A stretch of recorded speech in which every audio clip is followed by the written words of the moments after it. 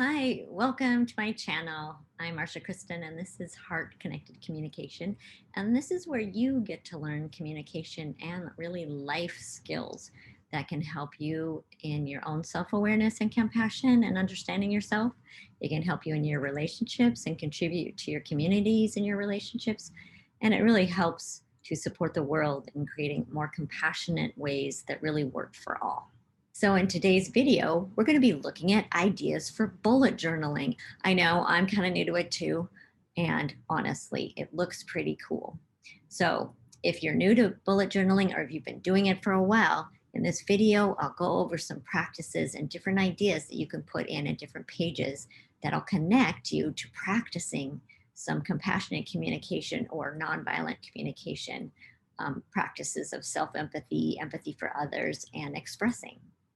And even if you don't understand bullet journaling or love the idea and like me may never actually get to it even though think it's pretty cool, or if you have no idea what they are, you'll still be able to find some practices to support you in your growth with these communication and life skills that are so essential and that can really help us make a difference in the world.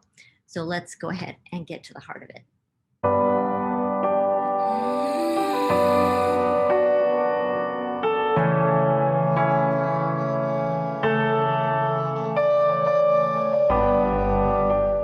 So, hi, so glad you're here.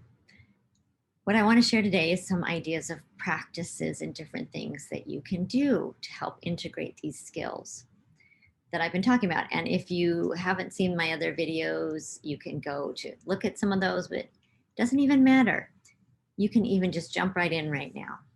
So, some of the ideas I have are some of the things that have come from Marshall Rosenberg, who is the creator of nonviolent communication. And you can certainly look up nonviolent communication. You can also see my videos in my introductory series video playlist, or you can see the other resources I have on nonviolent communication in my playlist too. And if you're interested in these ideas, be sure to hit that like button and subscribe so that you get notification when there's a new video out. And it really helps me to get these tools out to as many people as possible. So, one of the ideas that you can do is there's different things in bullet journaling that you may know or you may not know that we can track.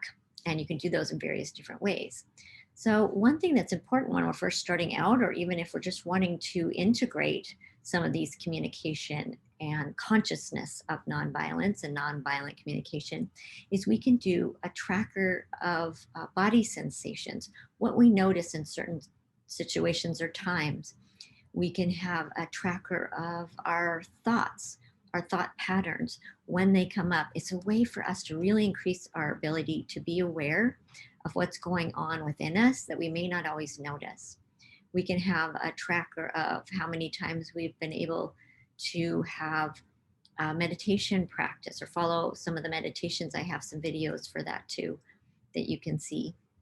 You might want to keep track of what was your day like when you were able to do morning practice. So all kinds of things to add to your tracker pages.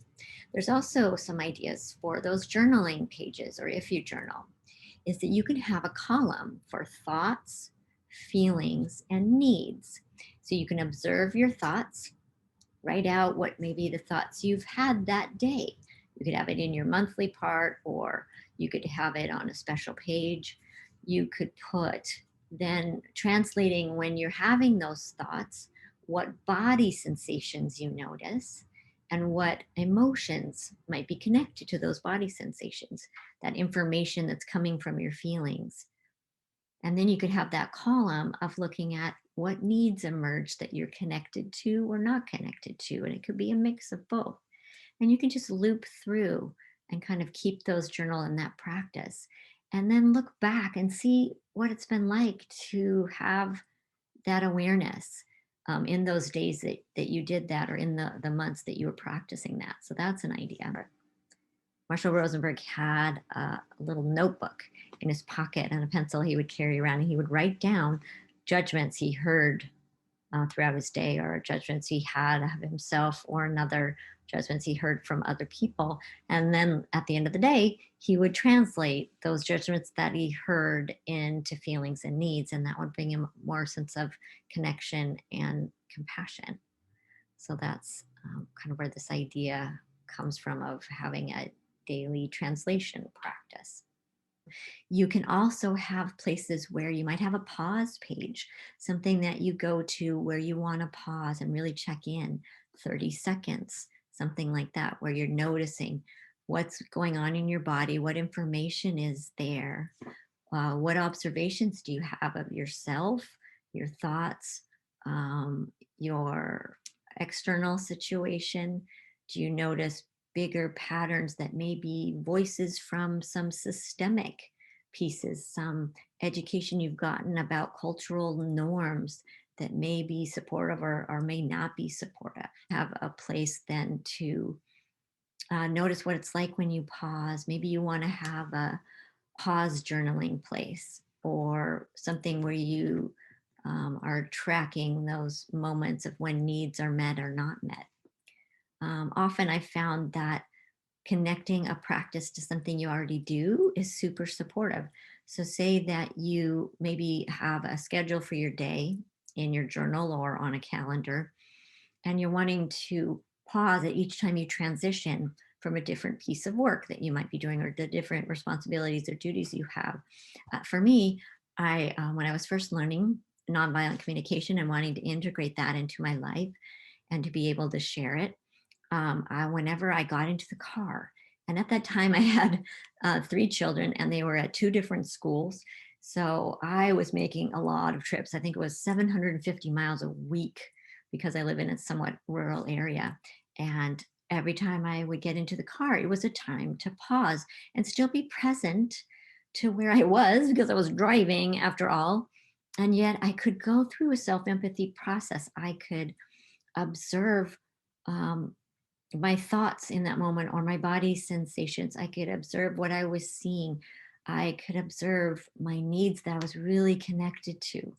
I could notice those needs that I was longing for.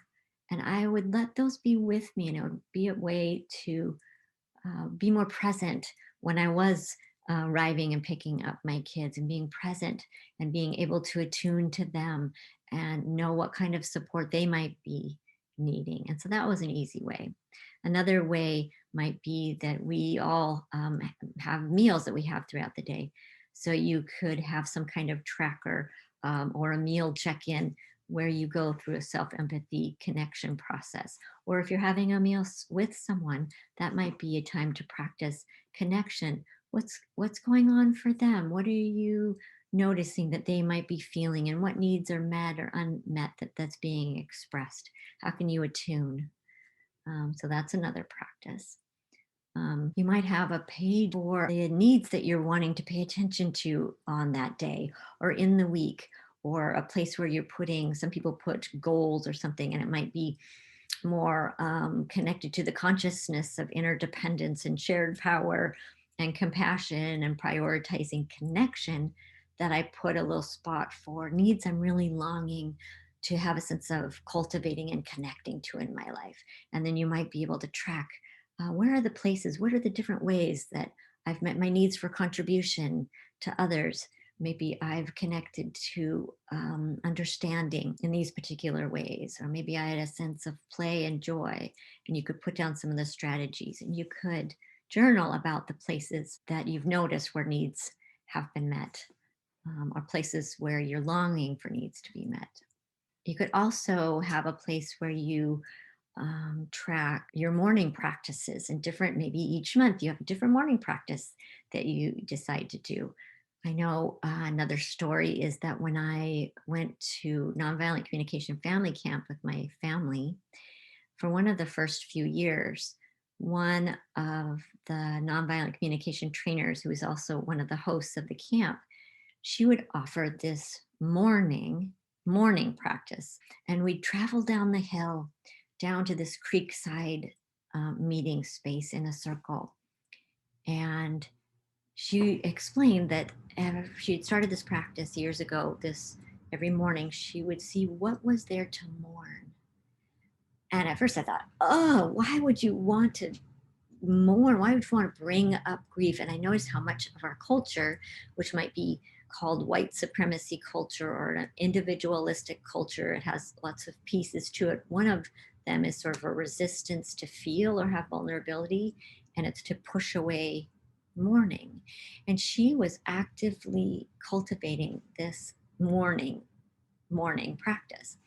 So I thought, oh, I don't need to go there. And then I found myself trudging down the hill one day. And as I walked down that hill, I got more and more present. And as I entered that circle and started to have that space of noticing what needs I wanted to mourn, what I wanted to mourn, the tears flowed and it came and it went through me. And it was an amazing sense to be held in a space and to listen to others mourn. We were in pairs and we noticed the needs that we were so longing to. And we left with a sense of how precious those needs were. And I could see, wow, this was something that I could do. So that's a thought. You could have a weekly morning practice that you might track, or an empathy practice that you might have, or empathy buddies that you put into your calendar. And you might put a little bit of some journaling about what it was that came from that empathy practice, either with yourself or a buddy or a morning practice. Sometimes people have gratitude practices, and you might have a page for that. And in nonviolent communication, we get to practice a different way of gratitude where it really sinks in. It's not put into a good and a bad sort of paradigm. We move out of that paradigm into this consciousness of what happened, what was the observation, how did I feel when that happened, and what needs were met for myself or another. And we will start to see how we're all intertwined, that when there are needs met for my community or those in my community, it also meets needs of mine. And I get to journal about that. I have found so much support in being able to practice expression by practicing gratitude, because I'm able to say, okay, let's see, and imagine maybe the person I want to express gratitude to. I could also have that in my journal. Is that when my daughter said, wow, it's really nice to have you here and to have someone to listen to me, I felt happy and comforted. I felt tender. I felt excited that my needs for contributing, for care were met. I was seen. I was supportive. It felt an integrity to my role as a mom. So that might be something that I could write down, my expression of gratitude, and then maybe I would be able to go express that. Or I could also express when I did a particular thing, I had a gratitude for myself because I cared for my well-being and my health, and it helps me do the things that I love, including contributing to my friends and family. So that's a whole nother piece of practice, is practicing gratitude as a way for expressing when needs are met. And then that way I could also practice expressing. That could be another page of practice of when I want to express when needs are not met. Well, when something was said or done, I felt sad and hurt and was really longing for some consideration for all that I'm holding, and I wanted some care and some empathy, and wondering if they would be willing to let me know how that is to hear or what comes up for them. That might be my request. So I could practice that. I could also have a page for needs that I have and specific requests of myself or others that I could connect those to, and draw little lines, and we could do all the art of bullet journaling that we love, or as little as we love. That's another piece you could add. It's a way the consciousness and needs consciousness into my life in different pieces. I might make appointments for things I already do to practice empathy exchange. I might have an empathy buddy, or I might have, like, every time I go walk the dog, I practice empathy with my dog. I used to actually do that with my cats when I took them to the vet. Are you feeling scared and unsure and you want some reassurance that you'll be okay and we'll return home? You could have a place to keep ideas for different places of empathy exchange, or different requests you have for empathy, or for other strategies that might support meeting needs for yourself or for others. And I love this idea of connection with any type of bullet journaling or any type of tasks or to-do lists. This is another idea, is that you can connect your to-do list in a way. Anything that you're needing that you want to put as a task, you could connect it to make some kind of symbol as to what kind of need that meets to do that task. So you're constantly being connected with needs with your to-do list, which is something you do, every day for those who do lists. You could, instead of making a symbol for checking off when something is done, you might put a symbol, maybe a sunshine or whatever you come up with for that need was met by that task. Or maybe have some kind of other symbol of, yes, it met these needs, and these were the needs that were not actually met by that task. But you might have a place of self-empathy journals that you keep, and you can look back on and see what you learned from that. Kind of feedback for yourself. What I found really helpful is also to have a page or pages for enemy image processing.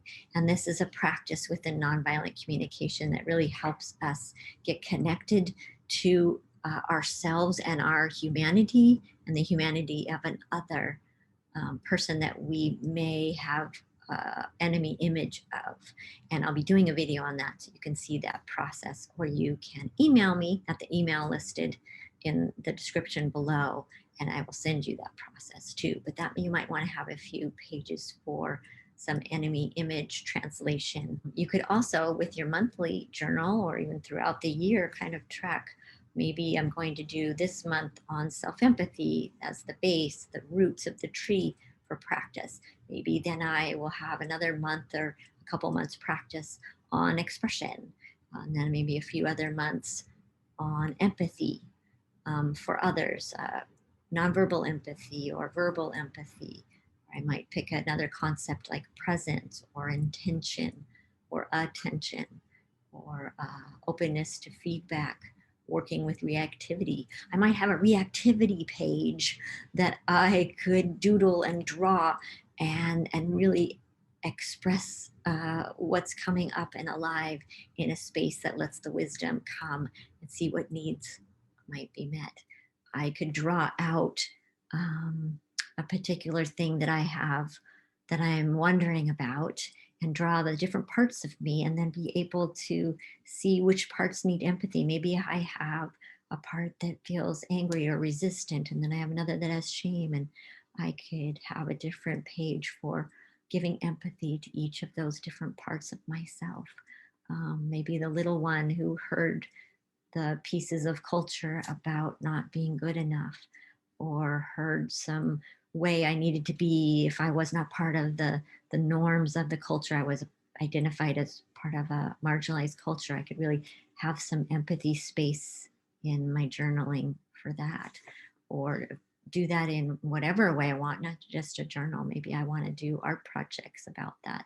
I've done where I've expressed what anger might be. I drew a volcano one day because I really wanted to increase my capacity to be with anger and see that it's a tragic expression of needs not met, and to know what's there.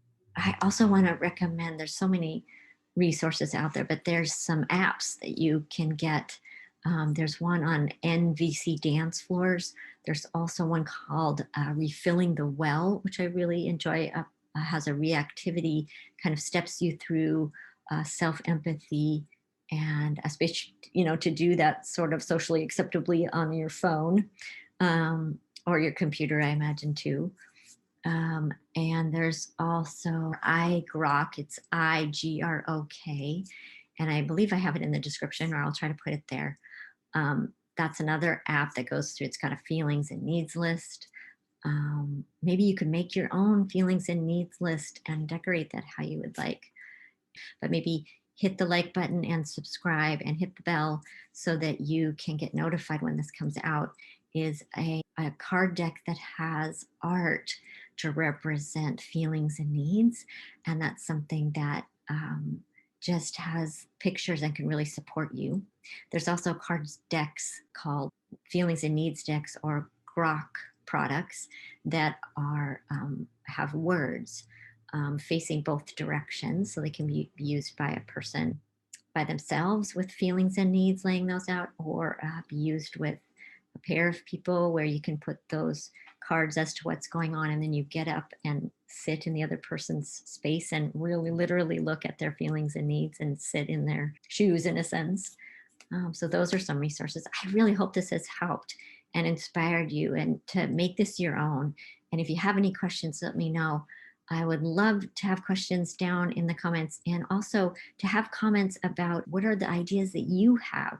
What have you been doing in your journaling practice, whether that's a bullet journaling or another journal practice, or any other practices that you do to integrate nonviolent communication, or the principles of nonviolence.